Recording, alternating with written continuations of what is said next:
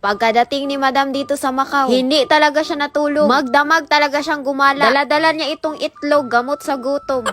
Hindi mo gugustuhin matulog kung ganito kaganda itong lugar na ito. Magdamag ka talagang maglakwat sa. Una mo talagang mapapansin dito sa Macau yung matataas na building. Yung tipong makanganga ka na lang sa mga nakikita mo. Okay lang talaga sa akin na maligaw dito ba? Mas matutuwa pa talaga ako.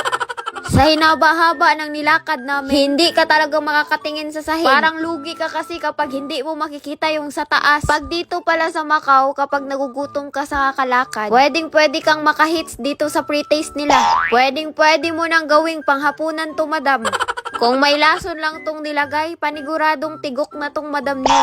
Tignan mo kung saan-saan na lang talaga pumupulot ng pwedeng kainin. Nagreklamo na lang yung tindera kasi kain ang kain, hindi naman bumibili.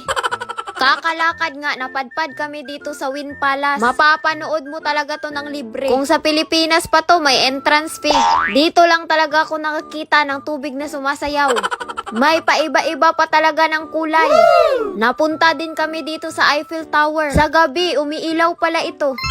Wow! Magdamag ko talaga tong tinitigan tong tower na ito. Kung maganda yung view sa gabi, napakaganda din sa umaga. Dito lang ako nakakita ng building na kulay ginto. Dahil kulay gold nga, nakakasilaw talagang tignan. Parang masisira pa yung mata ko dahil sa kakatingin ng building na ito. Dumaan muna kami dito sa sikat na bakery kasi sabi ng tour guide namin masarap daw yung egg tart nila dito. Ang sunod na pinuntahan namin, langit na ata to. Dahil dito sa napakagandang napuntahan namin, parang nagdadalawang isip ako kung buhay pa ba ako. Pero sa totoo lang, nasa loob kami ng gusali nito. Hindi totoong ulap yan. Ang ganda ng pagka-paint. Yung tipong masasabi mong andito ka na sa heaven. Okay lang talaga na madaming paltos tong paa ko sa kalakad. Kasi worth it naman lahat yung mga nakikita mo. Eto yung lumang simbahan ata dito sa Macau. Putol na yan, yung harap na lang yung natira. Pagkadami-dami ding mga turistang pumunta dito. Pero sa totoo lang, ang daming mga Pinoy dito. Talagang sinasakop na yung Macau. Pag ganyan na yung pagmumuka ni Madam, paniguradong gutom na yan.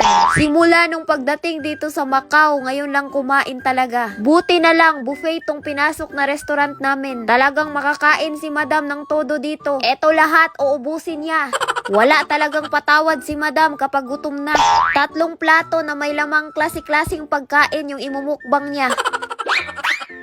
Parang nagmumukhang patay gutom si Madam dito.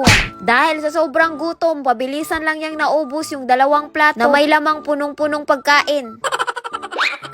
Yung ika-3 plato, puro dessert naman ito. Parang dito lang ata si Madam nagmumukhang patay gutom . Parang ang bilis lang ng pangyayari. Akala ko nga busog na itong si Madam. Nainggit siya dito sa kasama niyang kumakain ng ice cream. Hindi nakatiis, kumuha din siya ng sa kanya. Grabe, pagkaliit-liit na babae, ang lakas kumain. Ang mahal kasi ng buffet nila, kaya hindi lugi si Madam dito.